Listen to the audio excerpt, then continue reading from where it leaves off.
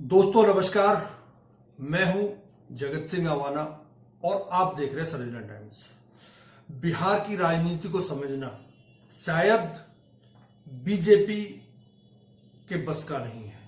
BJP Bihar की राजनीति को दिल्ली से चलाती है, यूपी में वो खिसक खिसक कर चलती है और बिहार जाते जाते वो हाफने लगती है। बिहार की राजनीति आरएसएस और बीजेपी उसी दौर उसी तरह चलाना चाहते हैं जिस तरह पूरे देश में वो चलाना चाहते हैं, परंतु वहां वो राजनीति कामयाब नहीं होती। एक बार पिछले दिनों गोविंदाचार्य दिल्ली, यूपी और बिहार में घूम रहे थे, तो उन्होंने वहां से रिपोर्ट दी बीजेपी को कि आप भी अगर बिहार में आपको अपने पैर जमाने हैं तो आपको सोशल इंजीनियरिंग का फार्मूला अपनाना पड़ेगा, जिसे बीजेपी नहीं समझी परंतु अटल बिहारी वाजपेयी समझ गए। अटल बिहारी वाजपेयी ने 2005 में बिहार के चुनाव में नीतीश कुमार को आगे करके चुनाव लड़ा और बीजेपी और नीतीश कुमार की पार्टी को बहुमत मिला और तब से और अब तक बीजेपी और नीतीश कुमार एक साथ 20 साल से, करीब 20 साल से, बीच के 1-2 साल को अगर छोड़ दिया जाए, करीब 20 साल से बिहार की गद्दी पर आसीन है। तो क्या बीजेपी नीतीश कुमार को बनाकर खुश है? क्या बीजेपी अब 2025 में भी वही करना चाहती है जो 2005 में अटल बिहारी वाजपेयी ने किया था? शायद अब ऐसा नहीं है, क्योंकि अब राजनीति वोट बैंक के शिफ्ट होने पर आ गई है। वोट बैंक का शिफ्ट होने का मतलब है कि कौन किसका वोट किसको ज्यादा शिफ्ट हो सकता है।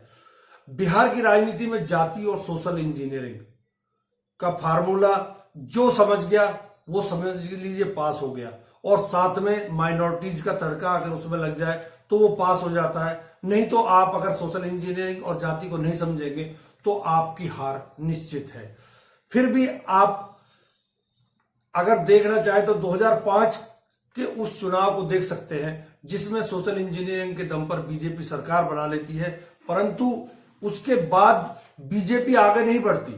बीजेपी हर बार नीतीश को ही आगे करके चुनाव लड़ती है और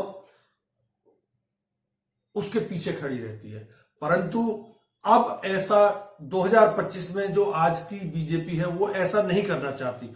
2005 में एक फार्मूला अटल बिहारी वाजपेयी ने नीतीश को आगे करके किया था, तो शायद 2025 में वही फार्मूला बीजेपी और अमित शाह 2025 में करने जा रहे हैं। और वो फार्मूला है चिराग पासवान के जरिए।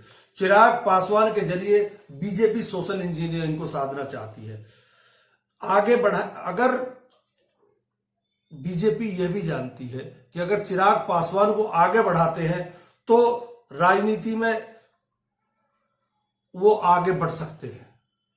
बीजेपी यह भी जानती है कि बिहार में अपने बूते वो सत्ता में नहीं आ सकती। उसे पता है कि उसके वोटर फिक्स नहीं है, परंतु फिर भी वो इस बार चिराग पासवान को आगे लाना चाहती है। और देखते हैं चुनाव में इस बार क्या होता है, क्योंकि बिहार का चुनाव शिक्षा पर आप नहीं लड़ सकते, विकास पर आप नहीं लड़ सकते। अगर इन चीजों पर आप लड़ोगे तो कहीं ना कहीं जो जाति के नीचे वो ये फार्मूला दबकर सांस रोक देगा और आपकी हार निश्चित है। क्योंकि बिहार का अपना एक अनूठा सच भी है। बिहार का हर व्यक्ति दूसरे व्यक्ति पर शक करता है, क्योंकि हर दूसरा व्यक्ति बिहार में भुखमरी और बेरोजगारी से जूझ रहा है। ऐसे में अगर आप उस फार्मूले को नहीं अपनाएंगे तो आप फेल हो जाएंगे, क्योंकि जो भूखा व्यक्ति है वो अपने नेता, ऐसा नेता लाना चाहता है जो उसकी बातों को सुने और जो उसके साथ खड़ा रहे, वो चाहे जातिवादी उससे हो या सामाजिक उससे। और बीजेपी इन दोनों चीजों में कहीं फिट होती नहीं है बिहार की राजनीति में, इसीलिए चिराग पासवान को आगे करना चाहती है। यह जाति आधारित जो राजनीति है, इसलिए उसकी संस्कृति को भी मैच करती है बिहार के जो जनमानस को। इसीलिए भी चिराग पासवान, क्योंकि बीजेपी जान चुकी है कि अब नीतीश कुमार में पहले वाला दम नहीं रहा, इसीलिए यहां से 3 सवाल उठते हैं कि पहला सवाल, एनडीए में जो दल हैं वो सीटों का बंटवारा किस आधार पर करेंगे? नीतीश कुमार को कितनी सीटें छोड़ेगी बीजेपी और चिराग पासवान को कितनी सीटें देगी? दूसरा सवाल, जो अगर बीजेपी महाराष्ट्र की कैलकुलेशन पर चुनाव लड़ती है और उसे ज्यादा सीटें मिल जाती है तो क्या नीतीश कुमार को दोबारा मुख्यमंत्री बनाएगी बीजेपी? बड़े सवाल है। तीसरा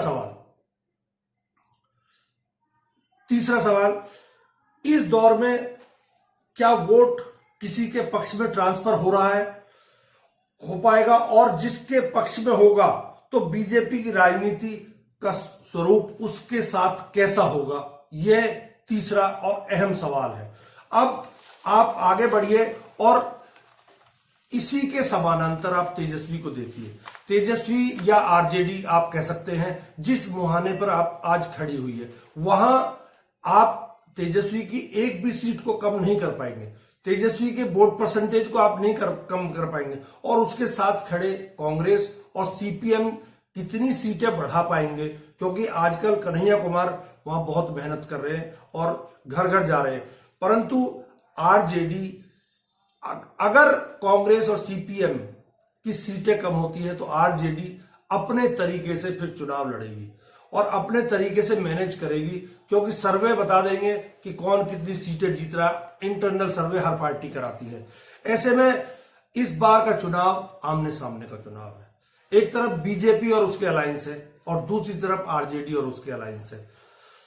चलिए, अब एक बात और मैं यहां आपको बता देता हूं कि इस बार जो आमने सामने का चुनाव है, तीसरे फ्रंट की भी इस बार बिहार में कोई गुंजाइश नहीं है, और अगर कोई बनेगा भी तो वो दूर दूर तक कहीं दिखाई नहीं देगा। चलिए अब आगे बढ़ते हैं। और बीजेपी जिस राजनीति को पूरे देश में चलती है, हिंदू मुस्लिम की, वो राजनीति नीतीश, तेजस्वी या कांग्रेस उसका विरोध नहीं करते, उसका विरोध करते हैं चिराग पासवान, और वो खुलकर बोलते हैं।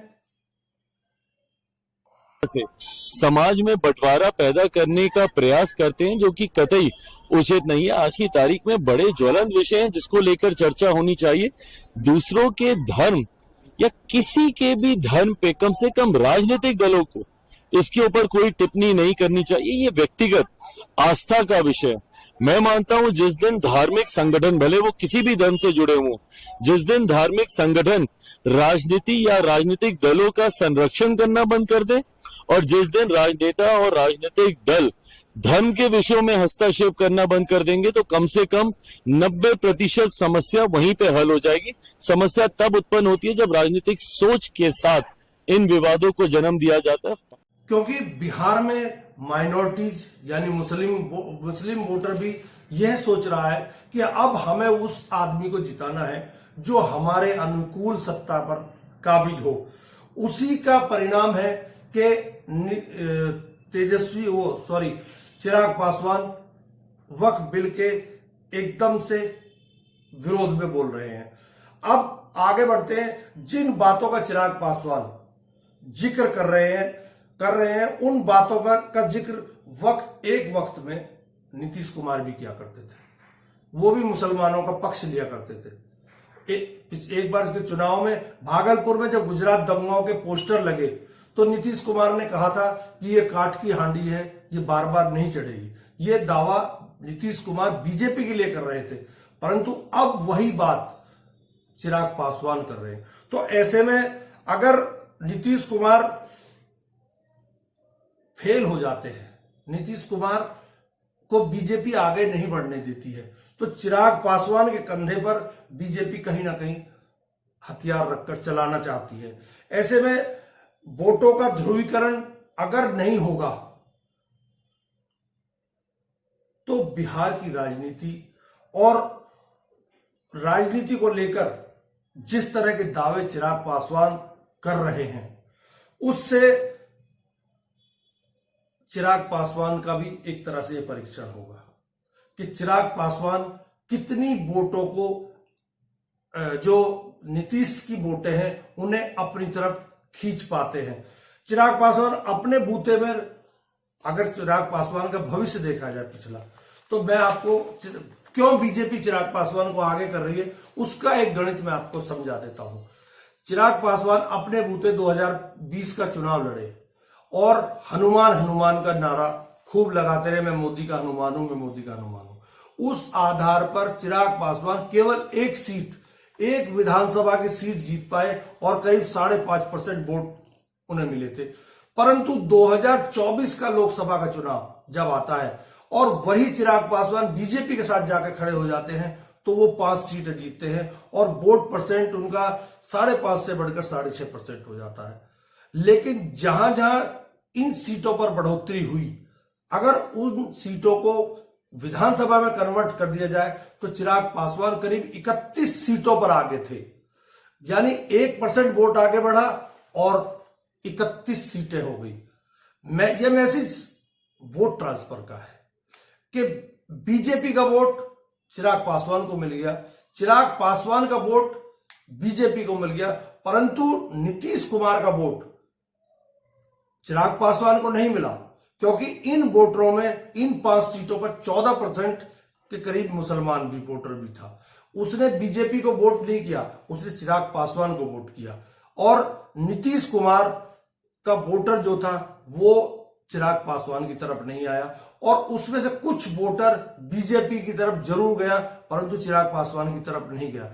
ऐसे में अगर हनुमान, बीजेपी का हनुमान वोटरों का खुलकर अपनी तरफ ध्रुवीकरण करता है और नीतीश कुमार के खिलाफ बोलकर वोट लेकर 5.5% वोट ले लेता 2020 में, तो अगर नीतीश कुमार के साथ रहकर और उसी के साथ आगे कंधे से कंधा मिलाकर ये चुनाव लड़ा जाता है तो इस बार चिराग पासवान ने को नीतीश का वोटर नहीं मिला। जिस रूप में शिफ्ट होना चाहिए था उस रूप में शिफ्ट नहीं हुआ, परंतु फिर भी वो 5 सीटें, जिनमें समस्तीपुर, हाजीपुर, वैशाली, खगड़िया और जमुई की सीट है, इनमें केवल 2 सीट रिजर्व है। एक सीट है समस्तीपुर और दूसरी है हाजीपुर। हाजीपुर चिराग पासवान की परंपरागत सीट है। इस सीट से पहले भी रामविलास पासवान जीतते रहे। मुस्लिम वोटरों ने चिराग पासवान को इन 5 सीटों पर वोट दिया। राजनीति में एक और सच मैं आज आपको बता देता हूं कि नीतीश कुमार की जो इफ्तार पार्टी में ना आकर मुस्लिम वोटरों ने जो संकेत दिया, उसका फायदा कहीं ना कहीं चिराग पासवान देख रहे हैं, उसका फायदा कहीं ना कहीं बीजेपी देख रही है कि चिराग को वो वोट मिलेगा। अगर ऐसा होता है कि वो वोटर शिफ्ट कर जाता है चिराग पासवान की तरफ, तो फिर तो चिराग पासवान की बल्ले बल्ले है। परंतु यहां सवाल यह भी उठता है कि नीतीश कुमार कितनी सीटों पर कंप्रोमाइज करेंगे, क्योंकि बीजेपी नीतीश कुमार को अब आगे सीएम घोषित नहीं कर सकती, ना ही करना चाहती है।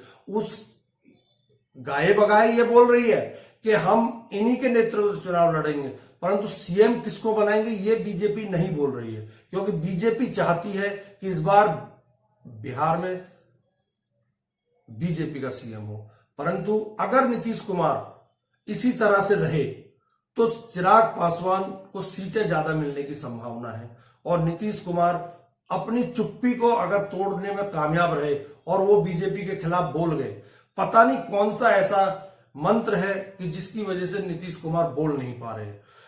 सवाल एक और उठता है कि 12 लोकसभा सीटें हैं उसके पास, सांसद है नीतीश कुमार के पास, लेकिन क्या 12 के 12 नीतीश के हैं? क्या 12 के 12 नीतीश के कहने से समर्थन वापस ले लेंगे अगर वो चाहेंगे तो?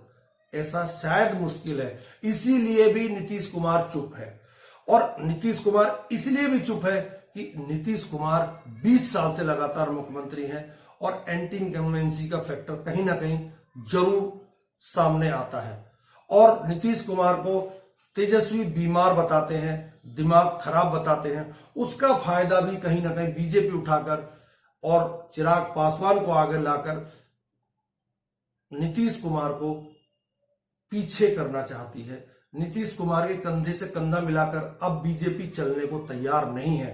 नेतृत्व में चुनाव लड़ेंगे ये जरूर बोलते हैं, परंतु मुख्यमंत्री बनाएंगे ऐसा संभव नहीं है। क्योंकि आप भी जानते हैं कि जब नीतीश कुमार 20 साल में कुछ नहीं कर पाए, 20 साल से अपनी सीटों को घटाते हुए आ रहे हैं, तो वो बीजेपी को कैसे जितवा सकते हैं। इसीलिए बीजेपी अब चिराग पासवान के जरिए अपनी सीटों को बढ़ाना चाहती है। बीजेपी में अपने बूते इतना दम नहीं है कि वो वहां गद्दी पर बैठ जाए, इसीलिए चिराग को आगे करके और चिराग को मुखर बोलने के लिए प्रेरित करके मुस्लिम वोटों को साधने का प्रयास भी बीजेपी कर रही है। अब सवाल यहां उठता है कि एक कहावत है कि चढ़ते सूरज को सब सलाम करते हैं, परंतु ढलते हुए को सब लात मारते हैं।